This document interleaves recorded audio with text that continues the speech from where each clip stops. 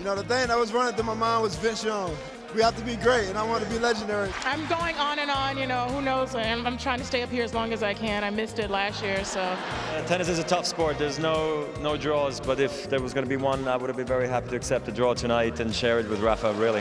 That is the third time that I have this is beautiful, but One game left to the big dance. These moments don't come often, so you kind of like, you know, you take a second.